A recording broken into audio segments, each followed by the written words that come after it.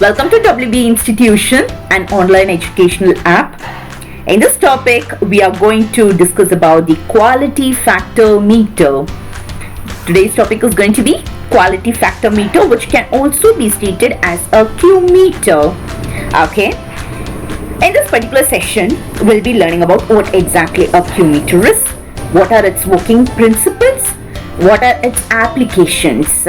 We'll get into know what exactly a Q meter is. It is a measuring instrument in order to measure a resistance, capacitance and inductance. Added to that, to measure the quality factor of a coil. You can measure the resistance, inductance and the capacitance so that you can state this as a RLC circuit, means a RLC meter. Do you agree with me? Why? Because R represents your resistance, L represents the inductance and C represents the capacitance. So this can also be called as a RLC meter. Added to that, you can measure the quality factor of a coil. So that is measured under a radio frequency. All these are measured under a radio frequency. We'll get to know why exactly we are going with a radio frequency. Okay. Now, this quality factor is defined in a ratio of inductive reactance to that of the effective resistance of a coil. I can write this with an equation, that is Q represents your quality factor, L is said to be a inductive reactance with that of a effective resistance. R is your effective resistance. Whereas we are measuring this under a radio frequency, I can rewrite this XL as omega naught into L, since it is working under radio frequency. Got it? Got it? Now added to that, when you come to this effective resistance, see, this cannot be measured directly. Why? Because if we consider the AC and a DC circuit, if we measure for resistance for AC and DC, both will show a different value because both depends on the frequency. Because of that, I can measure the effective resistance directly. So that only first we are going to define the quality factor. With the help of a quality factor, we can define the resistance, that is effective resistance. From this itself, you can write the equation as R is equal to XL divided by Q. Do you agree with me? Yes? So from this we can get the resistance value, effective resistance value. Right. Now, storage factor. This is the quality factor can also be stated as a storage factor that is used for the storing elements like capacitance, inductance, which stores the energy. For that, this can be represented as quality factor or storage factor is equal to power dissipated by a coil or an element. You can use it as an element, clear? Coil or an element divided by power stored in a coil or a whatever element. You can use it for coil or an element. Power dissipated in the sense power be eliminated. I mean, it is got distributed. Okay, that is called power dissipation by the coil divided by power stored, power which is got stored in that particular coil or an element. This is said to be the storage factor. Clear? Now, we'll get it know the working principle of your Q meter. The working principle of a Q meter depends on the series resonance. That point is very important for your competitive exams. At what principle Q meter works? The answer is it works under the series resonance. Clear? Now, why we are stating this as a series resonance, ma? Why? Because already I have stated that this is also called as a RLC circuit. You can see a circuit diagram of a Q meter. In this, resistance, inductance and capacitance are connected in series. Can you able to see that? resistance, inductance and capacitance are got connected in series, so only we are stating that it is a series resonance. Clear? Added to that, in this you can see this is a power supply, AC supply. We have stated that the voltage is defined as E. E is said to be the voltage which is passing around the circuit. Added to that, this is going to be your L. Clear? This is a EL is a voltage drop of a combined inductance and the resistance. The combined voltage drop of your inductance and resistance as stated as EL. Clear? Now the voltage drop around the capacitance area is stated as EC, and the current which is passing around the circuit is stated as I0. Understood this circuit? Now at the resonant frequency we have a condition like XL, that is the inductance is equal to capacitance. Okay, from this we are going to define the resonance frequency. We'll see how we are going to define the resonance frequency. Before that, we have to know the condition like the inductance is equal to your capacitance. So if you consider your resonance frequency, XL is equal to 1 divided by pi F0. This is F0 is your resonance frequency into capacitance, and XL is equal to the inductance is equal to effective inductance is equal to 2 pi F0 into L. So when you substitute this, this can be stated as the equation A, this is stated as the equation B. Okay, this equation is stated as 1. Substituting your A and B in your 1, you will be getting an equation like this is your 2 pi F0 is equal to 1 divided by 2 pi F0 into C, right? I'm substituting this A and B in 1. Okay, after substituting that, I'll be getting this kind of equation. In order to, since we are defining the resonance frequency, I'm taking the frequency on my left hand side, sending other elements to the other side, where I'll get an equation like 1 divided by 4 pi square L into C, where taking out the square which is equal to F0, the resonant frequency equation is F0 is equal to 1 divided by 2 pi the root of LC. Did you understand? This is what the equation of your resonant frequency is. Clear? Now we'll discuss about the phasor diagram. I have taken the same circuit. Okay, now we will draw the phasor diagram with respect to your circuit diagram. Okay, fine. In this we have a resistance, inductor and capacitor which are get connected in series. Fine, accepted. Now if you consider the voltage drop in your resistance area is in phase with the direction of your current. Do you agree? It is in phase with the direction of your current. Clear? When you consider your inductor, when you consider the inductor, the voltage leads the current by 90 degree. Okay, the voltage drop in your inductance leads the current by 90 degree. Clear? When you consider your capacitance, it lags the current by 90 degree. The voltage lags the current by 90 degree. Now we are going to state it with a phasor diagram. For that, what I'm going to do is I'm going to take a general reference line that is going to be my current I0. Clear? Oh, now I have to see the I have to draw the values for your resistance, inductance and capacitance. Now considering the resistance, already have told it is in phase with the current, means that I'm going to draw a in phase I0R. This is what for your resistance, that is in phase with your current. Over the concept for your resistance is got over. The two more is bending, that is your inductance and your capacitance.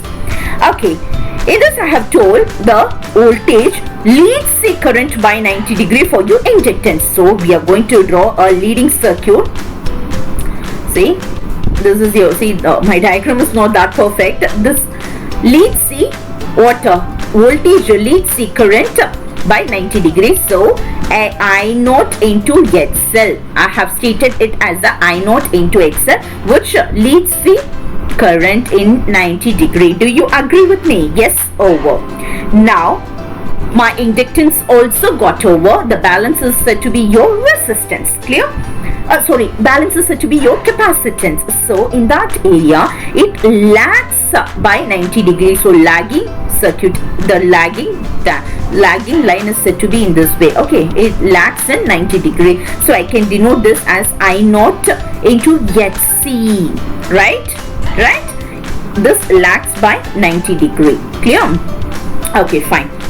If we consider the voltage drop, that is EL, the voltage drop, the combined voltage drop of resistance and inductance is said to be EL.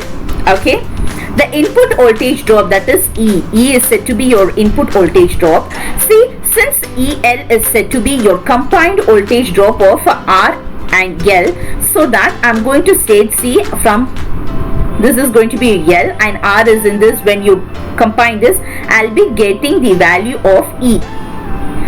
Why? Because the input voltage drop will equal to the resistance R voltage drop around the resistance. Clear? You can obtain the input value from the voltage drop which is obtained in your resistance area, whereas the output voltage drop you can obtain from a capacitance side, E naught or EC, where this is stated as a output voltage drop. We can measure when you connect a voltmeter across your capacitance. You can measure the output voltage drop. Clear? So input in the area of resistance and output in the area of a capacitance. Understood? So from this is what the entire phasor diagram is. Now you know that the input voltage is said to be E. Already I have explained the input voltage. In your diagram itself you can say input voltage is said to be E is your input voltage. Am I right? Now the output voltage is said to be EC. Why they are stating as EC? Already in the diagram have stated that, see, across C only will be obtaining the output voltage. That is, voltage drop is denoted as EC. So they are stating that EC is your output voltage. Okay, EC, or you can also state it as E naught. Clear? Now the current at resonance I naught is equal to input voltage divided by R. Okay, I naught resonance is equal to E divided by R. So here the ratio of input and output can be obtained. See, from this equation I can define the input voltage equation as E is equal to I naught into R. Do you agree with me? The input voltage formula is equal to I naught into R. Resonance of a current into R. Clear? Now the input output voltage ratio can be defined as, this is your EC is your output divided by input is equal to I naught into HC divided by I naught into R. Clear? Now considering the resonance frequency, that is XL is equal to HC. Have you studied? Have you remember this equation? XL is equal to resonance frequency, right? So I'm going to substitute in the place of HC as XL. Okay, inductance, I'm going to substitute the inductance in place of a capacitance, so that I can write this equation as I naught into XL divided by I naught into R. Clear? Now I naught and I naught get cancelled, so I'll be getting an equation as XL divided by R. Fine. Now I'm going to state this XL with respect to a radio frequency, so that I can write it as a omega naught L divided by R. Do you agree with me? So my final equation, that is EC divided by E is equal to, see, E is equal to omega naught L divided by R. This is going to be my final equation. Now if I consider what is your quality factor, your first equation, your very first equation, that is omega naught L divided by R. Am I right? Our very first equation you have learnt, omega naught L divided by R. So that, can I substitute this omega naught divided by R can be replaced as Q? Can you do that? Can we do this replacement? Yes. So I'm going to state it. EC, output voltage divided by input voltage, is equal to Q. Can you agree with me? Yes. Now the input voltage is transmitted like this. So EC, output voltage, is equal to input voltage into Q. Do you agree with me? Yes. EC is equal to Q into E. Have you got this equation? Now you can also state this. This EC can be replaced as E naught is equal to Q into E. Am I right? Am I right? So in this equation you can state that the output voltage can be defined from a input with the multiplication of your Q factor. Means that if your input voltage is kept constant, if you keep your input voltage constant, you can measure the quality factor directly. Clear? You can measure your quality factor directly. This is the main aim of your, these are the principle of your Q factor. Hope you understand clearly what exactly the principle stated by your Q factor is. Now we are going to see about the circuit of a Q meter. In the circuit you can see a oscillator which is a variable RF oscillator.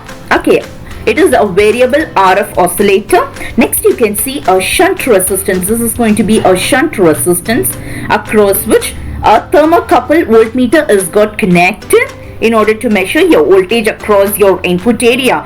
E is said to be your input area, right? This is your input area, fine. Now you can see a inductor, capacitor and resistance whose coil has to be measured. Okay, this is a measuring area. The coil to be measured, the quality factor of a coil to be measured. Okay, next you can see a capacitor, that is a tuning capacitor. Okay, across that you can see a electronic voltmeter through which you will be detecting the voltage which you have obtained and calculating with a calibrated scaled electronic voltmeter. Fine. See this shunt resistance, if you consider this a shunt resistance, it is a very low range resistance. Means that its range may vary from 0.02 ohms. Okay, it is a very low range resistance we are using here. As this shunt resistance will induce an EMF which is stated as E. As a result, a voltage is created, a voltage drop occurs. Okay, from here the current is flowing through your entire circuit, that is I naught is your current, right? The current is which is flowing through your entire circuit. Fine. Because of this induced EMF which produces a voltage, this voltage is being measured with the help of this thermocouple voltmeter. Fine. It is got calibrated with the help of a thermocouple voltmeter. Fine. Now this measuring coil, I mean the coil which you have to measure the quality factor, this is placed in between a terminal of T1 and T2. Okay, this tuning capacitor is placed under the it is placed in between the terminals of T3 and T4. Fine. Now as we told earlier, you will be obtaining the output across your capacitor, across this capacitor, right? You'll be obtaining your output. This can be denoted as EC. The output should be taken under resonance condition. What is the resonance condition, ma? That is XC is equal to XL. Under this condition only you have to obtain your output. What will be your output? E naught or EC is equal to, what is that, quality factor into the input voltage, right? This is your output. So under resonance frequency only you have to obtain the output of E naught is equal to Q into E, so that the frequency is got adjusted in this oscillator. So, as you are adjusting the oscillator, you have to obtain a condition, that is your resonance condition, HC is equal to HL. Under that condition only you have to obtain the value of your quality factor.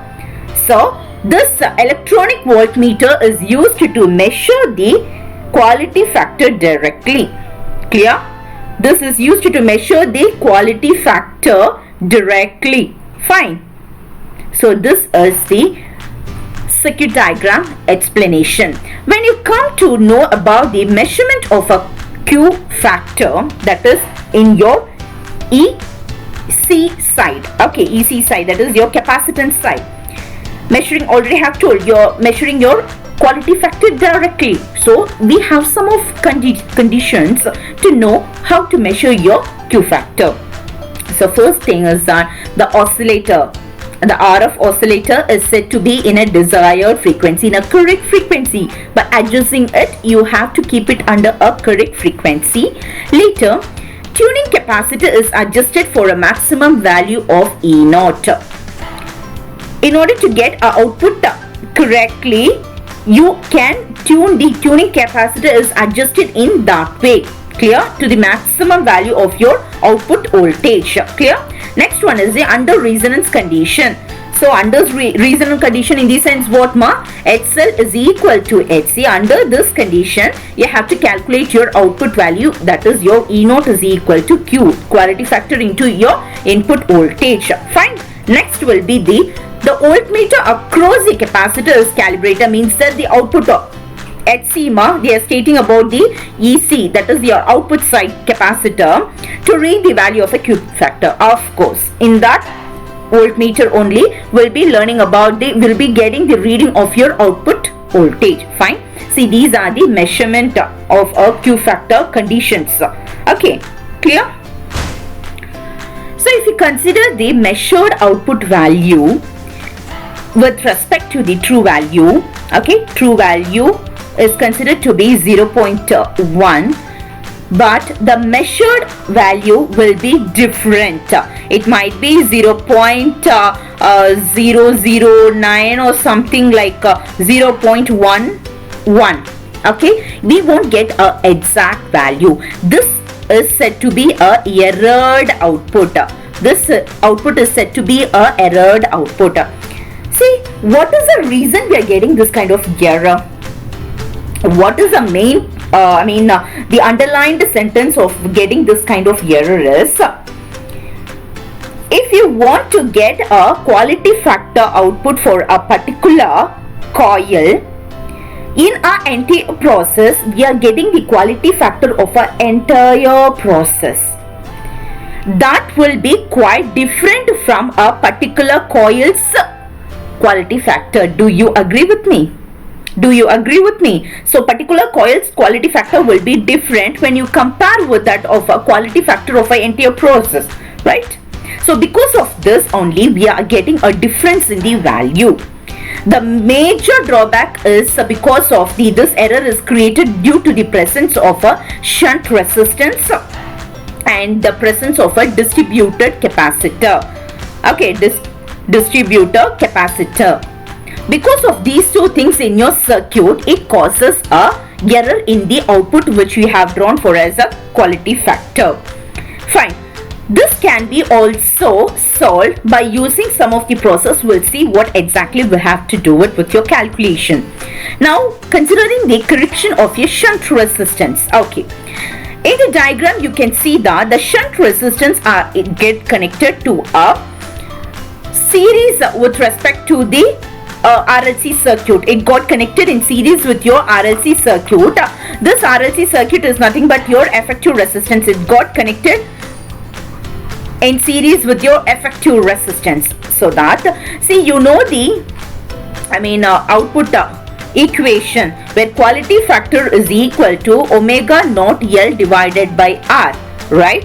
This is your obtained quality factor.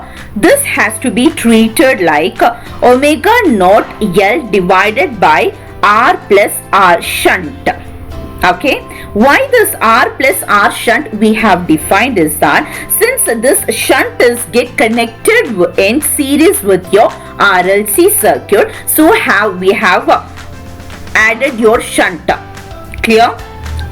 Now If you consider the true value of your quality factor, the quality factor's true value can be denoted as true value of your quality factor is equal to measured value into 1 plus R shunt divided by R. Clear? Means that the measured output is smaller with respect to a true value with the factor of 1 plus R shunt divided by R. Clear? Understood? The measured output is small with respect to your true value with the factor of 1 plus R shunt divided by R. Fine? This is the output correction. In order to get a true quality factor, you have to substitute in this equation and find the answer, so that the shunt resistance correction has been made. Clear? When you consider this distributed capacitance, see here you can see CD is said to be a distributed capacitance. Okay, this distributed capacitance is get connected with this RLC circuit, where this will get added upon with this tuning capacitance C. With respect to that, will be getting an output which will be noted in this electronic voltmeter. Because of this only we are getting an error. This can be noted as see, the true value is said to be the Q true value is said to be XL divided by R, where XL under resonance frequency we can write it as HC. At resonance, HC divided by R. Clear? Now if you consider your measured value is equal to HC plus X into CD, which is your distributed frequency, which is in connection with your RLC circuit, divided by R. Clear? This will be your measured Q factor. Now equating your true Q factor and measured Q factor, true is equal to measured Q factor into 1 plus CD divided by C. So the measured value will be smaller with respect to the true value of Q factor with respect to 1 plus CD divided by C. Okay, with respect to this factor, the measured value will be small when you compare with that of a true value. Clear? So the true value can be obtained by using this formula. Fine. Okay, now if you consider the Q meter, you'll be having two different types of Q meters. One is said to be a series circuit, another is said to be a parallel circuit. We'll see what exactly a series circuit is. See, in your series area, the inductance, the resistance, and it is given to a coil to be measured. From there a supply is given. Now where variable capacitor is in connection with it, and a quality factor can be defined from this area. Clear? So in this, clear? Okay. So in this circuit, the inductance and resistance are connected in series with the coil to be measured. Clear? Now if you consider the parallel circuit, here if you consider the first one is your inductance, now resistance, and you can see a power supply. This is going to be your power supply. Now here in parallel connection, we are going to keep a coil. The inductance and the resistance are placed in parallel. Over here you'll be having a variable resistance, and from here you can calculate your Q factor value. This is going to be your final diagram. So here you can see that the inductance and resistance are placed in parallel with your inductance and resistance to be measured, the coil to be measured. Clear? This is what the diagram of your series connection as well as your parallel connection. Hope you have understood what exactly a Q meter is, how it is working, what are its flaws. Hope you are confident with this topic. If you have any doubts or detailed explanation with any topic, please write your questions in the comment. Thank you.